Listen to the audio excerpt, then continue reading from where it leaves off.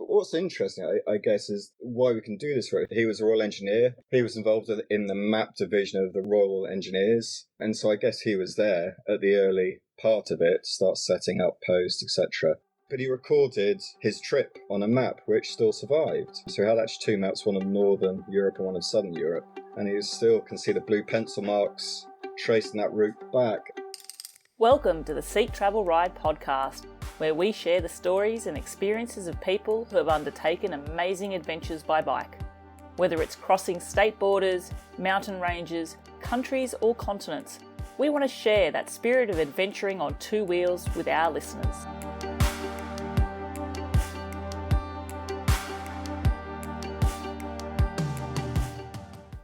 Hi everyone, it's your host Bella here, and I'm really happy to be releasing this short bonus episode for you to listen to. Normally I get to interview my guests when they are either partway through their adventures on a bicycle or when they've actually completed them. This time, I have been lucky enough to speak to my guest Graham Coult before his ride has even begun. In just a few days' time, on the 6th of May, Graham and his friend Charles will be setting off on a 2,000 kilometre plus bikepacking trip through Europe. And the route he's taking follows the very same route his grandfather used to escape from the Stalag 18A prisoner of war camp in World War II. It's an incredible story, and Graham has the benefit of being able to plan the route from the original map his grandfather used as well. During this episode, Graham also shares details of how people can look to join in and cycle with them along the route. Graham and Charles are also using the ride as a fundraiser for the following charities: Coram, SAFA, SAPA Support, and London's Air Ambulance Charity. You can find more information on all of this in our show notes. Lastly, before I start the interview, I just wanted to take the time to give a quick shout out also to the sponsors who are helping to make this ride possible for Graham and Charles. They are Sealy Austria, Eckersley O'Callaghan, and Tailfin. Now, let's listen to Graham telling us more about the ride itself. Graham, welcome to the Seek Travel Ride podcast. Well, thanks very much for inviting me on. It's a pleasure. I'm really excited to share your upcoming story and adventure with our listeners. But Graham, a really quick, easy question that I actually like to open up with all my guests is, do you remember the very first bike you ever rode? I think I do. It only had a front brake. I remember that. I think it even had a little basket on the back. And I remember going over the handlebars, got down some steps. So that was quite a long time ago. Do you remember the colour and stuff like that? Oh yeah, it was quite a fashionable colour now. It was this green, jade green, I think. And it had, I guess they were 12-inch wheels, something like that. You're talking you only had one brake. I mean, I remember the first bike I ever rode, I think I only had a foot brake. But to be honest with you, I don't even know that I necessarily knew how to use it for a while anyway.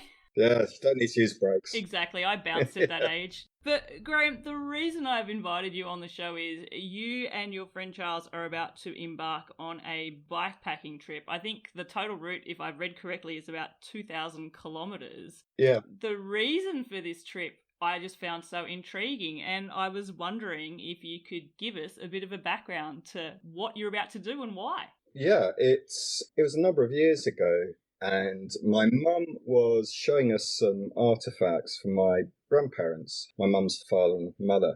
And it was at Easter, and every Easter we sort of talk about my grandfather because in 1944 he escaped from a prisoner of war camp in Austria. He was captured in Greece, where in the invasion with Germans and Italians, and they were all caught. So there's about 100,000 British and Anzacs along with the Greeks. And they were caught off guard. And the Royal Navy, there weren't enough Royal Navy ships to pick them up because they had gone off to do something else. And so he was caught in 1941, and he was in a prison war camp until 1944. Obviously not knowing the war was about to end in Europe, he made a break for it, and successfully. I think it was his second break from prison war camp, and he made his way down to Odessa in Ukraine. But what's interesting, I guess, is why we can do this road. He was a Royal Engineer. He was involved in the map division of the Royal Engineers. And so I guess he was there at the early part of it, start setting up posts, etc. But he recorded his trip on a map, which still survived. So he had actually two maps, one of Northern Europe and one of Southern Europe. and you still can see the blue pencil marks tracing that route back. It's not all the way to Odessa, but we do know he finished at Odessa through other writing because the map just obviously didn't get every map that he wanted.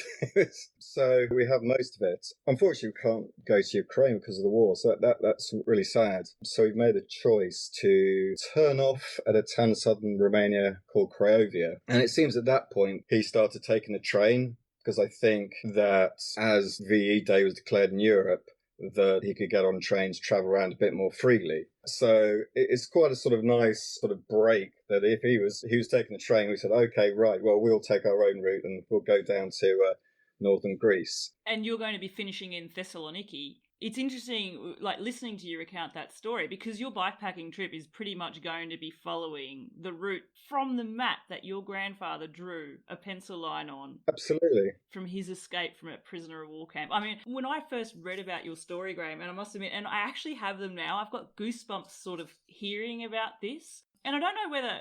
Part of my heritage is Greek-Italian, and I know that my grandfather was in the military and in World War II during that time as well. And I also know that he was involved in similar sort of things. And so perhaps there's part of me that's reminiscing that the story of your grandfather could well, in different events, have been my grandfather as well. I'm not sure. But just the idea that in a world where we have technology at our fingertips, we can bring Google Maps up so easily, that you've got this artifact that your grandfather has traced a line of where he's escaped and how he's done it. And you're able to now, nearly 80 years later, retrace those steps. That's really inspiring.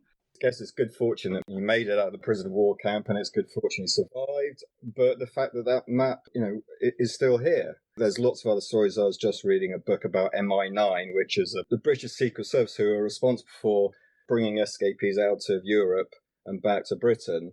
There are a lot of people that managed to escape, but you don't hear their stories, and so much of it is lost. So it was so interesting to see these.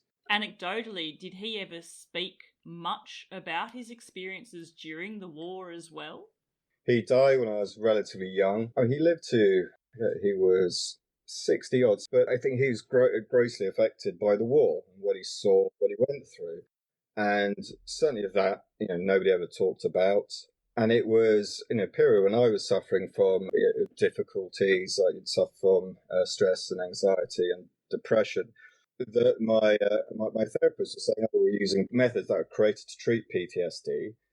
And, it's thought, well, that's a real link to my grandfather, because my mum remembered that he came back from war, and he was just completely changed, as I said, and he'd be having nightmares, he's screaming, shouting, crying in his sleep, and he was fundamentally a different person. And talking to my friends about this, who were similar age, and fathers came back from war, and they came back changed. So it's not unusual, but what is unusual is that we have those things that we can then follow and bring some contemporary awareness of it. Something we can touch, which is from that era. Yeah, absolutely. And when you were talking there about there are other stories like this that unless you're leaking them out, you're not hearing about them. I mean, my age, I grew up watching the old movie The Great Escape. My goodness, as a youngster, I think I watched it so many times. It was in the age of VHS when I was growing up, and it was one that we had on tape, and in the school holiday run it probably had a couple of sessions every year. Yeah. And it was interesting. I think I was reading through on your website the tale of your grandfather's escape and the times where he was recaptured as well, and literally hiding in amongst a hay bale and having German soldiers poking with it. And I think maybe I'm remembering incorrectly, or maybe I'm thinking correctly, but I think that was actually a scene in the movie where people were hiding and being found because they were hiding in the hay. Like, these are sort of things that this isn't cinema, this has real life. And yeah, it really happened. And what was fascinating is that my mum was trying to trace some of the history, and she found a book which was written by someone in the same camp, which was Stalag 18A. And I was reading while I was on holiday, and it talks about all those things that there's quite a few pictures taken inside camp because the German guards could earn sort of extra money by selling pictures. So the pictures of them just sitting around being bored, or or doing a play at Christmas. But yeah, it shows the pictures of camp life, but what was really sort of eye-opening is the conditions that we're transported in from southern Greece all the way through to Austria in the peak of summer, where the supply lines were very tight for the Germans, and so they had relatively little to go around, and so there's even less for their captives. So yeah, many didn't survive the trip. It was just horrendous. Absolutely grim sort of scenes. And it's so interesting and sad in a way of an element of history repeating itself in that your trip is taking a junction because there's a current war going on. Yeah. And there's a war zone where your trip would otherwise have ended, which is sad. It's very sad. I was speaking on LinkedIn with someone who's in Odessa, and they wanted to help in some way, but I was just saying, well, I can't come, I'm afraid. That I think there's very little risk of something happening in the far end of that. It is quite far away from where the front line is, but with a family and children, it's just not something that I can really risk. I think if you take the spirit of the trip in why you're doing it, and if your grandfather was in your shoes, I feel he was running away from a war zone, not going towards one. So is generally run away from a gunfire and bombs and so forth. Yeah. So a 2,000 kilometre journey awaits you. Is this your first dabble into the world of bikepacking, or have you done other trips before? I have done other trips before. So there's a property ride in the UK from London to Mipham, which is in Cannes. It's a big property conference. Now it's 1,600 kilometres, I think, but you're very well catered for. There's doctors and paramedics with you. Every 2 hours stop, the physiotherapists are there. I mean, they're always highly in demand. And that was over fewer days, but because everything's catered for, there's food stops and everything's set up by the time you get there. That it is quite a comfortable way to do it. So I think that's the biggest change and unknown is when things go wrong, how can we sort of deal with them? To that end, I mean, you've planned the route to follow as closely as possible, where possible, the route that your grandfather has taken. So I'm guessing you've studied this map for a while. Are there areas on your ride and on that riding route which have given you pause for concern, or are there areas where you're going, oh, that's going to be fun? I think I've noticed you start in Austria, if I'm correct. You're heading straight up the mountains straight off the bat? Yeah, pretty much, because the camp was sitting in between two mountain ranges. But we're starting off in Graz because one of the major sponsors is in Graz. And so we're sort of moving from there. So going over the mountain, then coming back the next day. So not ideally placed, but there we go. You can't choose these things. But I'm really looking forward to cycling to Budapest because I've never been, although we don't really have much time to hang around. But on the back of the map, there was this address in Timisoara. I probably got the pronunciation completely wrong, which is in Romania. And it's got the address and the person's name on it. So, that was, I was so excited that we can go and visit this address because he must have, it was written on the back of the map for some reason. We don't know why. But only yesterday, I was on Google Maps, which is a great thing with Google Maps and Street View, in the, place where you've never even heard of, and you can see all the houses. And then I could see that it was number 9, and number 7 was still of the old fashion, and they had knocked down the next 3 or 4 in the terrace and built a bit, a larger house in the centre of the plot. So it was really sad to see that. I mean, I was so excited. And I think we'll still cycle through there, but it could have been such a lovely moment to, be the very place he probably went to. Did you say you had a name that was linked to that address as well? I wonder if there was research or, by maybe knocking on, I mean, gosh, it was years ago, but you never know how these things work. There could be a story, even just knowing who lived there way back when, that perhaps pieces together something.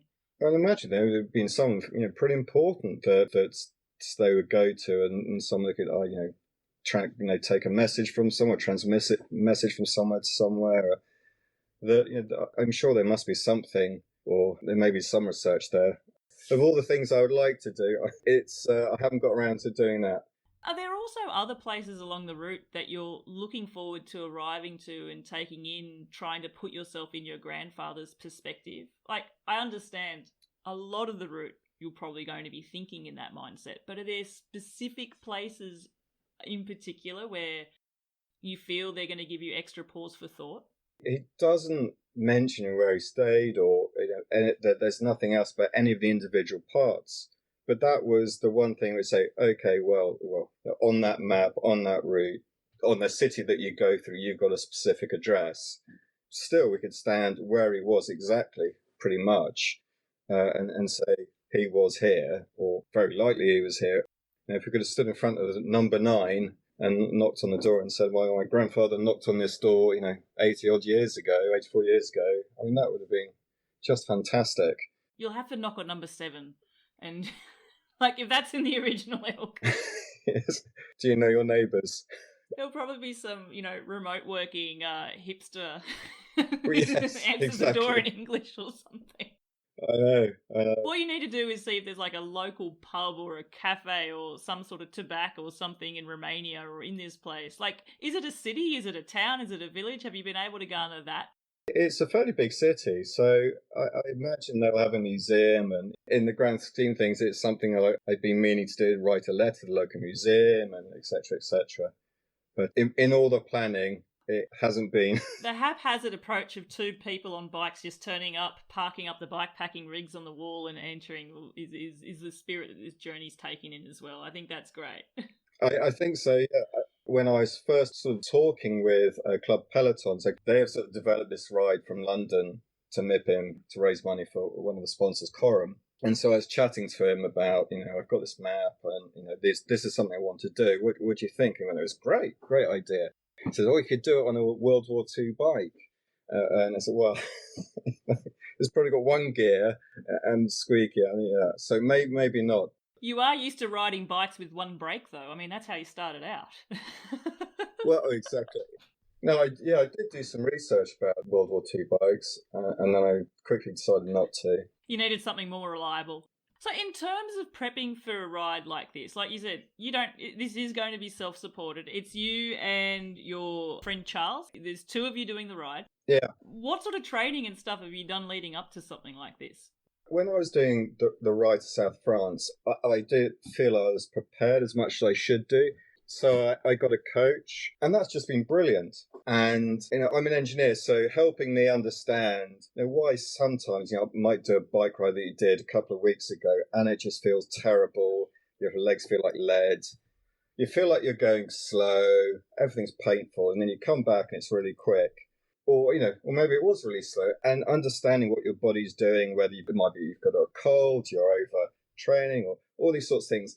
I had no idea about what I was trying to do it myself, and I really gave myself a hard time, expecting probably more than I should be out of myself and a greater change. So, that's been fantastic. I've really enjoyed that process, and having that person who understands how your body's working and can give you that feedback, and then you can go, oh, I see now why that session felt hard, or I can see why things weren't going as well as they should do, such as catching COVID over Christmas again, getting back on the bike when I probably shouldn't have got back on the bike. It's sort of, a combined effort to improve, I guess. And I guess someone else there giving you the assurance that you're on the right trajectory as well, because you are right. Sometimes we're our own worst critics from that perspective, and we just expect that every ride means that we're going to be getting better. But even the way that fitness works, those long training rides aren't necessarily what's making us fitter. They're making us more tired. And it's actually when we stop and our muscles adapt to us, that's when we're actually getting fitter. It took someone to tell me that before I could understand it for myself. Yeah, it makes perfect sense when someone tells you that, but how else are you going to work it out? I'm never really, sort of the books that you can read about training and so forth, quite impenetrable, and it doesn't have that feedback that you're talking about and that discussion you can have, and that makes all the difference. So are you going to be camping? Are you going to be staying in hotels? How are you planning this trip here? On ideal, we wanted to camp, but given that we only have a particular amount of time before we have to get back to work and our day jobs, that we thought we'll do hotels.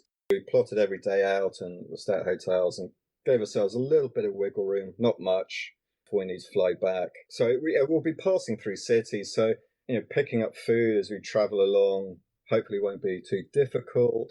I think that, transitioning from a fully supported ride with physiotherapists, food, snacks, etc., to something where we're picking up things as we go along, and if we need a spare, hopefully, we'll carry the sort of bare essentials of spares.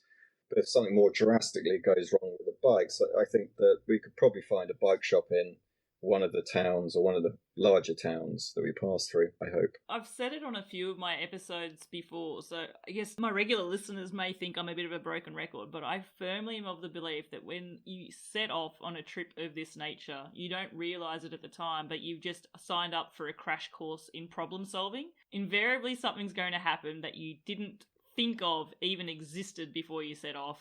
And somehow you do just end up figuring it out and finding a way. So I have no doubt that the bikepacking gods will be shining favourably on you. And hopefully those problem-solving moments, which always are the stories that sound the best after the fact, they're the ones that hopefully you'll get through with a breeze as well. But how many weeks or days are you looking to do this trip in? How much time have you set aside? Well, it's 12 days. It's 12 days on the route, and we have 13 days including the sort of cycling to the start point from Graz. As I said, we don't have much wiggle room if things do go wrong. No, it's just under 2 weeks. Under 2 weeks for 2,000 kilometres. So no wonder you've been racking up the training miles, or you're working towards a training plan. Have either of you got some type of bike mechanic sort of experience at all? Or? Yeah, I've built a few bikes before. I've resprayed as well my bikes. So Chaz is very good with human bodies, but less so with mechanics. So I think we complement each other quite well. Very, very good. And hopefully also working together as a team of two. When one of you is having a bit of a low moment, the other one is having a high moment and can get each of you through as well. I certainly know, speaking with other people that have travelled in a tandem in that way, that does seem to be what you hope works out, and that you know each other well enough to maybe not speak when you shouldn't Yeah. sometimes.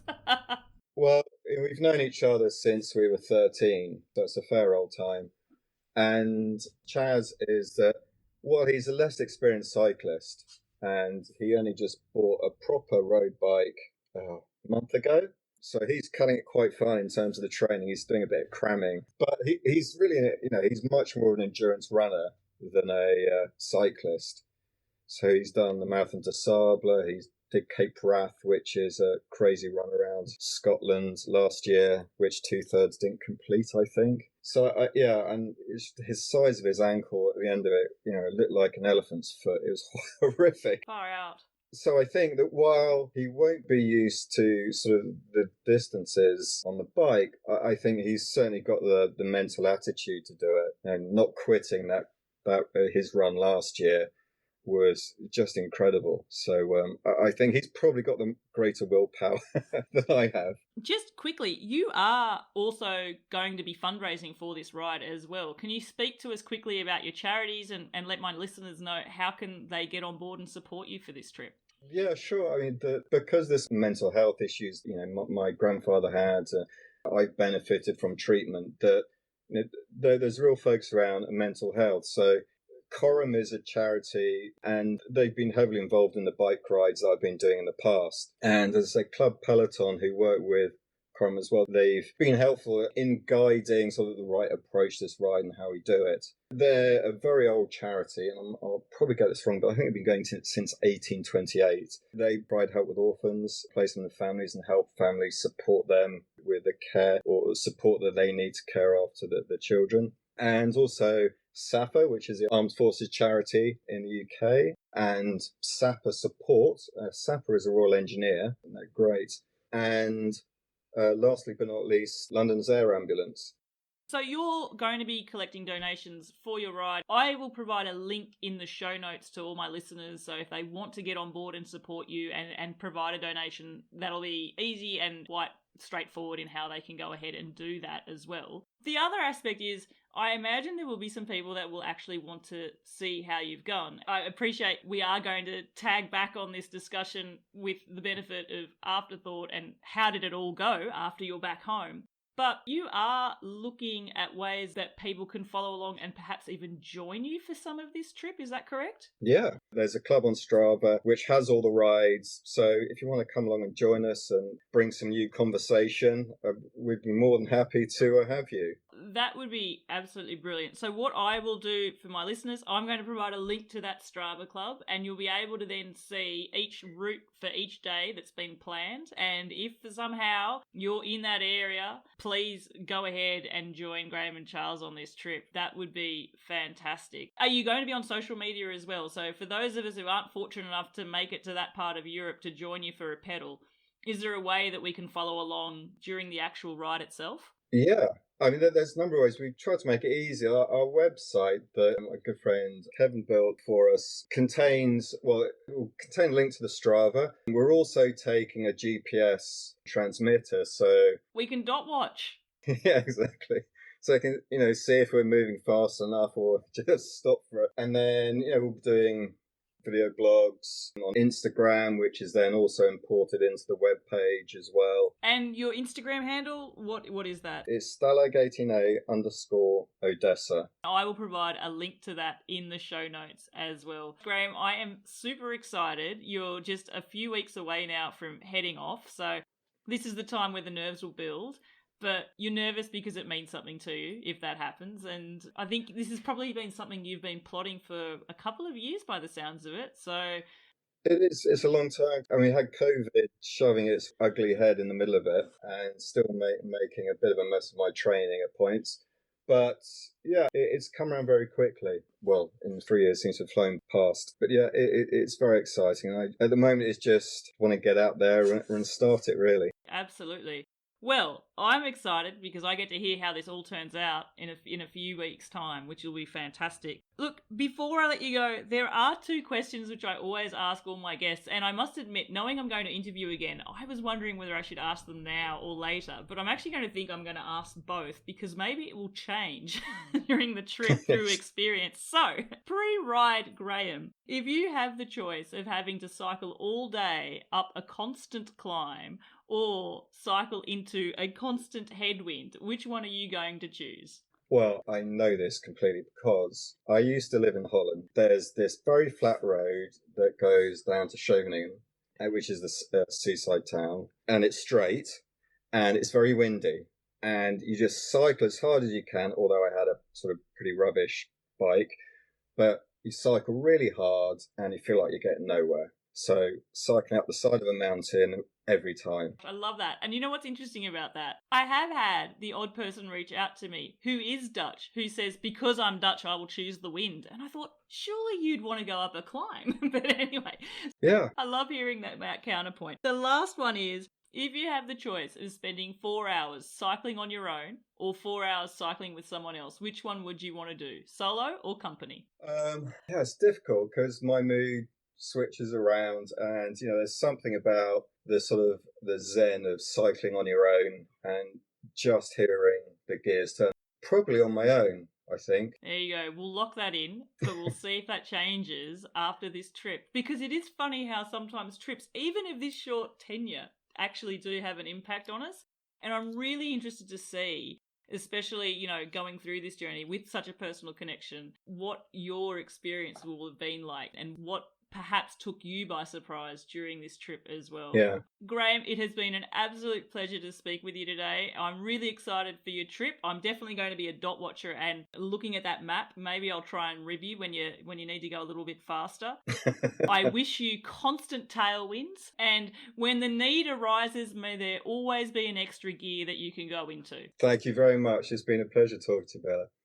Well, I don't know about you, but I am really excited about Graham and Charles's upcoming ride. I love the idea of what he's doing there, and it will be an interesting experience for him, no doubt. I'm really looking forward to having the privilege to interview him after the ride has finished.